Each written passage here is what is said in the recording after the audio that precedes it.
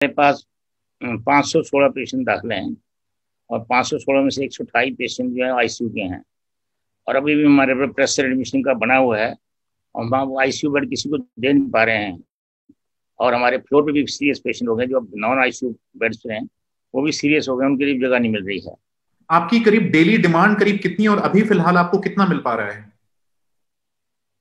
हमारी daily demand है 10,000 cubic metre की।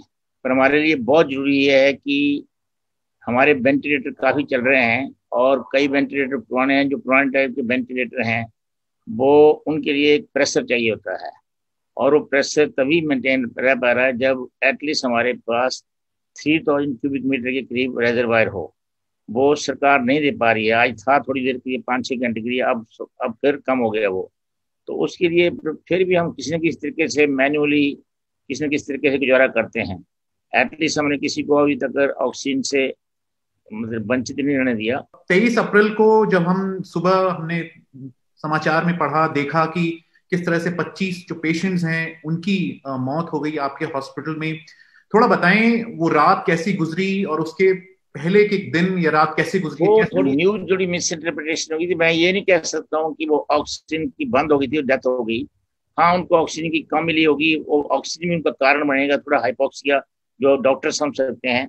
पर मैं, एक होता है कि ऑक्सीजन मिली नहीं, डेथ होगी, ऐसा नहीं। तो हमने ऑक्सीजन सप्लाई तो मेंटेन कर रहे थे जो लोड लिटिल रिड्यूस्ड लेवल पर आईसीयू पेशेंट की हम पूरी ऑक्सीजन मेंटेन कर रहे थे। तो हमारे पेशेंट जो उस टाइम भी मैं 25, बल्कि मैं कहूँगा 25 डेथ हुई, उसमें 30 डेथ हुई थी।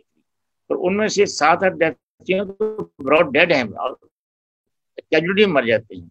और कुछ लोग फ्लोर पर मर गए, कुछ आईसीयू मर गए। पर उनमें ऑक्सीजन एक कारण हो सकता है छोटा सा, तो मेजर कारण है कि कोविड डिजीज बहुत सीवियर डिजीज है, उसके लिए वो नहीं बचा पा रहे हैं उनको। मतलब किस तरह से आपने कोशिशें की और क्या उसके पहले की रात ऐसे गुजरी कि हमारे पास उस टाइम मेन जो आईसीयू में ऑलमोस्ट जो हमारे पास 30 से ऊपर पेशेंट जो है वेंटिलेटर पर थे। तो जो थोड़े वेंटिलेटर 8-10 साल पुराने हैं, जो भी नए मॉडर्न वेंटिलेटर वेंटिलेटर नहीं है, उन पर ऑक्सीजन के लिए एक प्रेशर चाहिए था, वो प्रेशर नहीं मेंटेन कर पा रहे थे। तो फिर हमने मैनुअल तरीके से, जैसे एम्बूवैग से ओल्ड जमाने में देते थे उस तरीके से ऑक्सीजन देते रहे।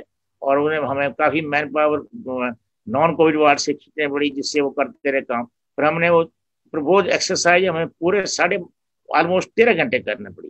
परसों रात 12:30 से लेकर कल 1:30 बजे तक हम वैसे ही करते रहे। हम ऑक्सीजन के लिए जूझते रहे कि ऑक्सीजन अब आएगी अब आएगी। अल्टीमेटली कल दोपहर को थोड़ी ऑक्सीजन मिली हमें, तो थोड़ी सी रात हुई थी।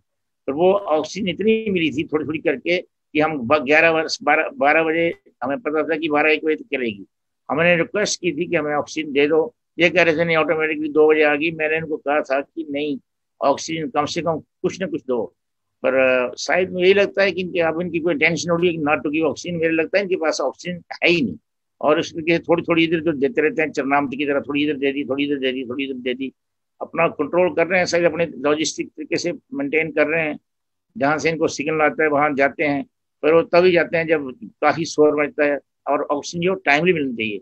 और नहीं है तो दोनों सेंट्रल गवर्नमेंट को, स्टेट गवर्नमेंट को आपस में मिलकर वो डिस्कस करना चाहिए कि क्या कर सकते हैं। और उसको पब्लिक को ये कि इतनी ऑप्शन दे सकते हैं फिलहाल हमारी। यदि लगता है कि जो है सुनामी की तरह या आंधी की तरह सेकंड वेव आई है और ये तैयार नहीं थे ना, इनकी इंफ्रास्ट्रक्चर जो है हमारी इंफ्रास्ट्रक्चर में हमारी इंफ्रास्ट्रक्चर जो है और डिमांड और सप्लाई में बहुत ज्यादा गैप पड़ गया है।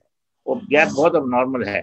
आपने बताया कि लोगों की मौत हो रही थी, 25 जो पेशेंट्स हैं उनकी मौत हुई, उस वक्त थोड़ा बताएं आप किस तरह से कोशिशें कर रहे थे, आप उस वक्त कहाँ थे? मैं 73, आप 73rd ईयर में चल रहा हूँ। और इसके बावजूद तभी मैं घंटा 2 घंटे मुझे रोज कोविड वार्ड में जाना पड़ता है। और तब भी मैं राउंड लेता हूँ, वहां से अपने आप देखता हूँ कि इमरजेंसी में क्या हो रहा है, वार्ड में क्या हो रहा है, आईसीयू में क्या हो रहा है।